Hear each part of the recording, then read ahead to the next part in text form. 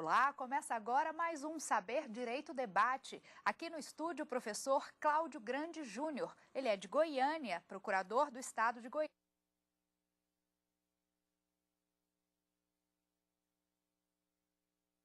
Essa semana ele ministrou o curso sobre direito agrário. Na primeira aula, o tema foi relevância e fundamentos. Na aula 2, autonomia e princípios. Na aula 3, institutos jurídicos. Na aula 4, terras estatais. E na última aula, aula 5, política agrária. Seja muito bem-vindo, professor. Obrigada pela sua participação aqui. Tenho certeza que todo mundo tirou coisas muito boas de extrema relevância da matéria nesses dias de aula aí. Bom, eu gostaria de começar falando com o senhor o seguinte: existe uma polêmica em torno desse tema que diz respeito à reforma agrária, né? Existe uma corrente que diz que a reforma agrária não é necessária, mas sim o desenvolvimento da atividade agrária. O que é isso exatamente? O que isso significa de fato, professor? Bem, há pessoas aí que defendem que não há mais necessidade de uma reforma agrária no Brasil, né, que já teria passado do momento, né, que ela teria que ter sido feita ali na década de 60, 70, e agora a questão não é mais distribuir a terra, e sim mecanizar melhor o campo, sabe? Levar novas tecnologias para o campo, investir em tecnologia no exercício das atividades agrárias. Mas eu pessoalmente não concordo, acho que ainda há muitos problemas sociais no Brasil que a solução deles com a reforma agrária vai ajudar na resolução desses problemas, sabe? Inclusive para cumprir os objetivos da Constituição, os fundamentais, né, que é redução das desigualdades sociais, eliminação da pobreza. Sabe? Pois é, mas se isso de fato acontecesse, qual é a relação direta entre a mecanização das terras e a função social daquela terra, de fato? Porque eu ainda não vi uma razão específica que uma coisa justifique a outra. Uma coisa justifica a outra, assim, a mecanização? Exatamente. A mecanização das terras, isso geraria... Por que isso poderia gerar o fim da reforma agrária? Não, porque eles acreditam assim, que aumentaria a produtividade, sabe? E utilizaria aí mão de obra mais qualificada, sabe? Um aumento de salário desse pessoal, mas, na verdade, o que gera aí é desemprego, né, e continua uma massa gigantesca aí de pessoas sem ter acesso à terra, né, continua aí grandes propriedades rurais, só que já com uma quantidade menor de mão de obra investida, sabe? Mais já voltado para a mecanização e continuando produzindo para exportação, sabe? O mercado interno, aí, em grande medida, não acaba que ele não é atendido. Sabe? O que eles falam é o seguinte, que não precisa aí de ter uma redistribuição de terras, que as propriedades no Brasil, na verdade, não são mais tão grandes, que nos Estados Unidos tem propriedade maior, na Austrália, sabe? Eu não tenho dados para comparar o tamanho das propriedades no Brasil com a da Austrália, essas coisas. Mas a diferença lá é que a população rural lá é bem menor do que a do Brasil. Sabe? O Brasil teve uma grande migração para a cidade, mas ainda tem uma grande quantidade de pessoas que estão no campo. E eu acredito que seja interessante que essas pessoas permaneçam no campo, mas de forma digna, né? Tendo a sua própria terra, né? E dela podendo tirar subsistência e ter aí um desenvolvimento social e econômico. O senhor acredita que é possível que isso possa acontecer? O que diz essa corrente, ou o que pretende essa corrente? Não basta só distribuir a terra e deixar lá a pessoa largada, né? E cai naquele jargão famoso, além de distribuir a terra, tem que dar meios para a pessoa conseguir subsistir, desenvolver ali, instruir, sabe? Ter extensão agrária, ter tudo isso, prover a pessoa desses meios para que ela possa... Não é dar o peixe, é ensinar a pescar, né? Porque falam aí muito aí, hoje programas assistenciais, Bolsa Família, essas coisas assim, que são uma emergência, né? A pessoa realmente está passando fome, está em necessidade, você atende aquilo emergencialmente, né? Mas aí depois, como falou aí, tem que ensinar, não só dar o peixe, ensinar a pessoa a pescar, sabe? Às vezes a pessoa até sabe, mas não tem ali os meios. Os meios, às vezes está faltando exatamente a terra. O cara, ele acredita que com a terra ele vai conseguir se alcançar um certo padrão social. Como o senhor se posiciona, qual a sua opinião hoje sobre essa questão da reforma agrária no Brasil? Eu entendo que ainda é necessária, sabe? A gente pode ver aí a questão da cultura de cana, né, que está sendo mecanizada, né? Empregava muita gente, só que era um serviço penoso, né? Assim, extremamente penoso, ficar com aquele pesado, e tendo que usar aquele tanto de roupa para não se cortar, sabe? Mas era a única alternativa que a pessoa tinha, né? O boia fria, não tinha outra opção, era aquilo ou ir para a criminalidade, sabe? Sobra aquilo para ele e à medida que aquilo é mecanizado, ele perde até aquilo, né? Fica... E até que ponto, professor, nós evoluímos? Nós já andamos, né, nesse sentido, mas até que ponto nós já fomos? Tem ainda muito aí. Quando teve o Estatuto da Terra, em 1964, né, a situação era bem pior, né? Porque a estrutura agrária brasileira na época estava assim, em frangalhos, né? Havia até crises de abastecimento. Sabe? Falam que em 62 ia no mercado atrás de certos alimentos, você não achava, sabe? Porque parte das atividades agrárias estavam voltadas para o mercado externo, sabe? Muito aí ligado ao café ainda na época, né? Porque no Império teve uma grande exportação de café, na República Velha também, sabe? Isso foi decaindo, mas ainda no período democrático, o Brasil ainda ficou tentando bancar uma política de preço do café, sabe? Até 1965, sabe?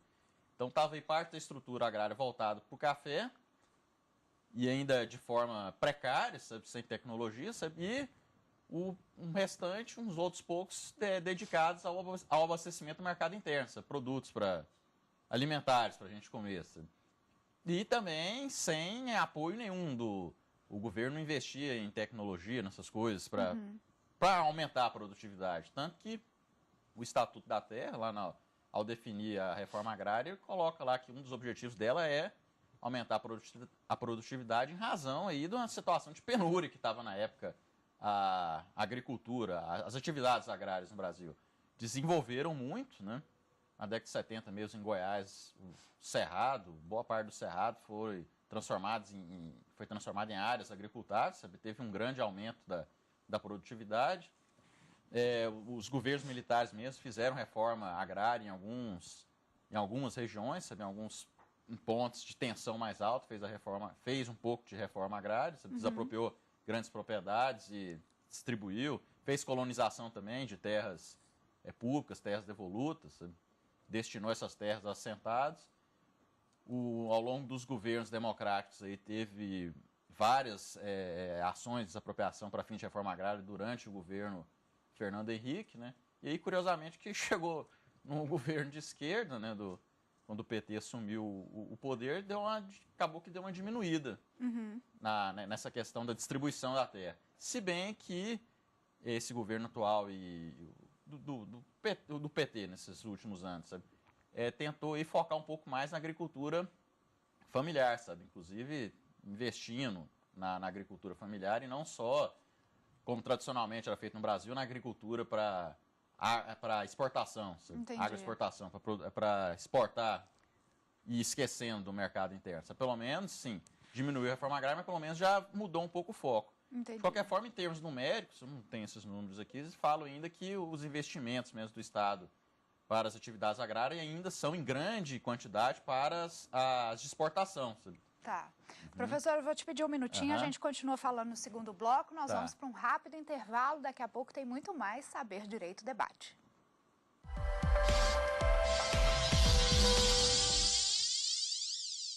Já voltamos com Saber Direito Debate, eu estou aqui conversando com o professor Cláudio Grande Júnior. Professor, seguindo então a nossa conversa, tem outro ponto que eu acho importante a gente tocar. A Constituição Federal define os pré-requisitos para que uma terra seja desapropriada, né? Mas a questão, acho que de relevância e de importância é a seguinte: se a terra cumpre alguns daqueles requisitos pré-estabelecidos pela Constituição, mas não cumpre todos, e aí, qual é o posicionamento que o senhor pensa sobre isso? Ela deve ser apropriada, desapropriada, ela não é desapropriada, ou o que acontece na prática? Bom, eu entendo que ela deve ser desapropriada.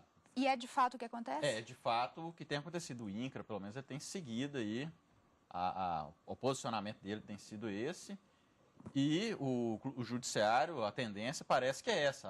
Há julgados aí vários falando que não basta ser produtivo, você tem que cumprir os outros requisitos. Que no caso aí, a Constituição ela prevê a desapropriação para fins de reforma agrária. É uma desapropriação um pouco diferente da desapropriação comum. Na desapropriação comum, a indenização tem que ser paga em dinheiro, prévia e justa em dinheiro.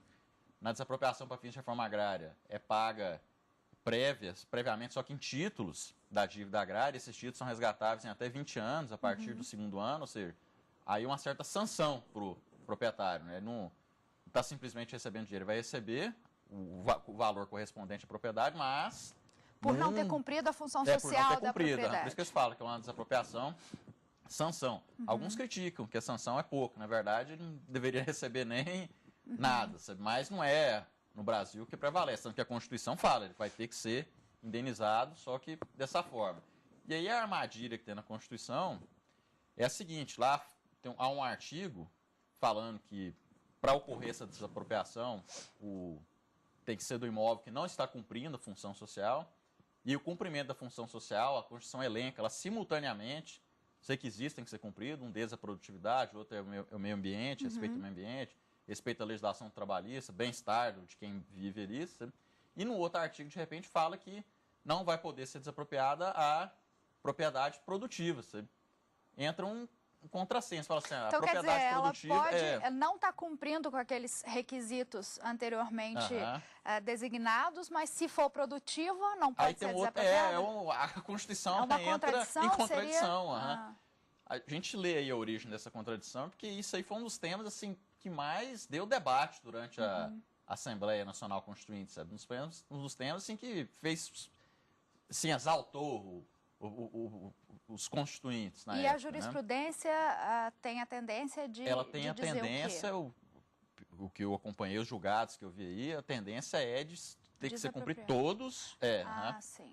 É desapropriar. Se não tiver cumprindo algum daqueles, tem que cumprir todos os requisitos da função social, não só a produtividade. Certo. Se for produtiva, mas, por exemplo, tiver trabalho escravo, tem que ser desapropriado. Tem que ser desapropriado. Entendi. Se for produtiva, mas rebentou com todo... Não respeitou reserva legal, não respeitou nada, não respeitou área de preservação permanente. De nada adianta ser produtivo e só a produtividade não adianta. Requisitos, exatamente. Né? Entendi. Bom, vamos falar um pouquinho do senhor, então. Me parece que o direito agrário entrou na sua vida, foi por acaso mesmo. Foi. Não teve uma circunstância que realmente te levou para esse caminho, não? Não. Na época da faculdade, a disciplina era... era uma das optativas, tinha aquelas opções, né? Na época, eu olhei lá, se bem que até uma das opções era o agrário, mas o horário não batia na hora de montar a grade, não dava certo, sabe? E acabou que eu não fiz direito agrário durante o curso. Depois, porém, eu precisei em razão de concursos, né? Fui estudar para vários concursos que caía direito agrário. Aí que se apaixonou pelo tema. Eu achei interessante, sabe? A primeira ideia que eu tinha, assim, deve ser um negócio muito arcaico, assim. A ideia, acho que em geral das pessoas é essa, né? Não, é um trem atrasado, porque a ideia até do campo que há é essa, né? E aí, na verdade, é uma ideia errada, né? E aí, fui começando a estudar o direito agrário, eu vi que não. Ideia também retrógrada, né, retrógrada professor? também. Não, na verdade, não é nada disso. E aí, lá na Procuradoria do Estado, uma coisa que a gente lidou muito, lá foi com terras devolutas, né? Também um pouco de ação discriminatória.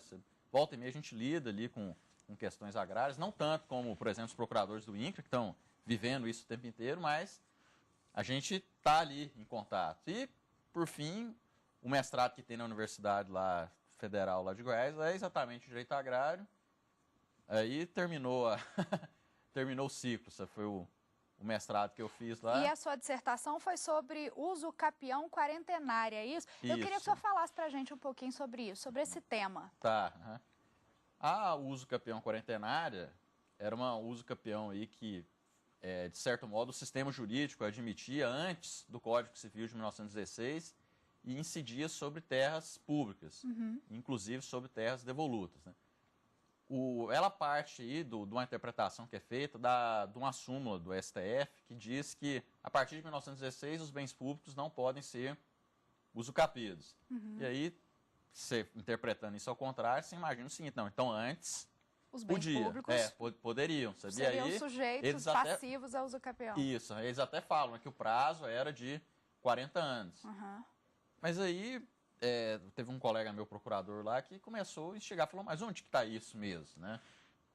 Tem isso lá em algum lugar, lá nas ordenações, na legislação do Império, falando isso, desse prazo de 40 anos, e aí eu fui pesquisar, a pesquisa foi exatamente em cima disso. E aí, acabou que eu fui, no meio do caminho, descobrindo outras coisas que eu nem imaginava, sabe? Essa súmula mesmo, 340 aí, ela é da década de 60, sabe? Mas, na verdade, até um pouco antes dela, sabe, tava o Supremo Tribunal Federal mesmo, não tinha uma jurisprudência uniforme sobre a questão. Eu imaginava, assim, que foi sedimentando a jurisprudência e feita a súmula, mas não, sabe? Na verdade, tinha hora que o Supremo falava que não, que podia ter uso campeão depois do Código Civil de 16, mas só até 1933, que aí teve uma lei que falou, lá um decreto que falou que não, para espancar as dúvidas, porque no Código Civil 16 é meio dúbio a questão. Uhum. E aí teve essa lei que falou que não pode usucapista. Mas aí na Lei de Terras de 1850 a questão é confusa, porque a Lei de Terras fala que a única forma de aquisição da terra devoluta é por compra, né? E aí tem gente que fala que não, então não pode ter usucapião de terra devoluta, com base na Lei de Terras do Império. Aí outros dizem que não, sabe? Porque a lei lá deu um período para as pessoas legitimarem as posses, o Império ia atrás dessas terras, como o Império não foi atrás, elas poderiam invocar a usucapião. E no Supremo estava essa confusão toda, e de repente lá em alguns julgados eles resolveram bater o martelo e falar, não, do Código Civil 16 para cá, não pode. Mas antes do Código Civil de 1916, ele não... A princípio, você imagina, pode, né? Mas a súmula não fala isso, ela só fala... Então quer dizer que não pode. Terras públicas não são passivas de uso capião, é isso? A questão é a seguinte, do Código Civil para cá, isso tá definitiva. Passivo já, né? Teve uma exceção aí da uso capião pro labore. Em 1934, a Constituição 34 previu uma uso capião chamada uso capião agrário, de áreas menores, sabe? A família vai cultivar a terra, sabe? Dá função social à terra, e aí poderia ter essa uso capião, inclusive, sobre terras públicas, sabe? Essa foi uma exceção. Estava na Constituição 34, na de 37, na de 46, sabe? Era até para constar na Constituição de 88, mas na última hora eles incluíram lá um dispositivo impedindo qualquer tipo de uso capião sobre terra pública. Mas assim, essa uso capião pro labore era uma exceção, sabe? Agora o que eles falam é o seguinte, que antes do Código Civil 16, você podia uscapiar qualquer quantidade de terra que você desse conta, sabe? Ou seja, você ia lá entrava lá para a floresta, ia ocupando a terra para dentro, e o tanto que você conseguisse, se você ficasse aos 30 anos, os 40 anos, no caso, que era o prazo que eles falavam, né? Você conseguia a uso capião e aquela terra toda que era pública virava terra particular. Entendi. E aí, durante a dissertação do mestrado, eu fui vendo que realmente havia esse entendimento, mas ele não era pacífico. Sabe? Tinha aí toda uma discussão, sabe? Se era ou não, mas teve julgados no início da República Velha, ou no final da República Velha, já também em 1920, 1930, sabe? Reconhecendo essa possibilidade. Outros não, sabe? Do modo geral, sabe? Era possível. Essa que é a resposta. Do modo geral, o sistema admitia essa uso capião, mas tinha controvérsias. Tá ótimo. Bom, nós vamos para mais um intervalo bem rapidinho. Daqui a pouco tem muito mais Saber Direito Debate.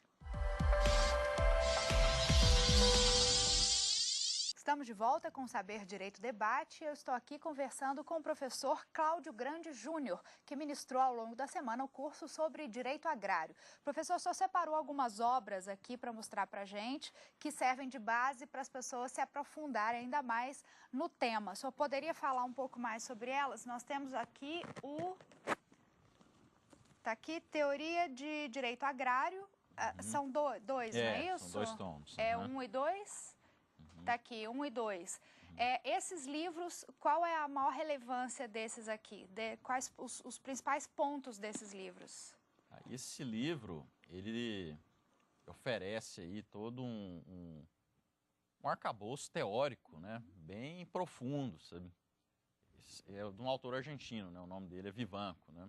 E, aliás, é um livro da década de 60, sabe? Aí, para imaginar assim, um livro já que está defasado, sabe? Não está. Mas não, por conta da teoria que ele utiliza, sabe? É bem teórico, sabe? Quer dizer que esses dois livros aqui, a maior importância deles é para a gente entender mesmo o direito agrário, né? São os conceitos básicos, é a teoria mesmo. Ele é bem teórico, tá? Você vê, está tratando de direito agrário lá na Argentina, mas a gente utiliza aqui no Brasil em busca de fundamentos, sabe? Entendi. E acredito também que em outros países de língua espanhola também é um livro que volta e meia você vê ser citado.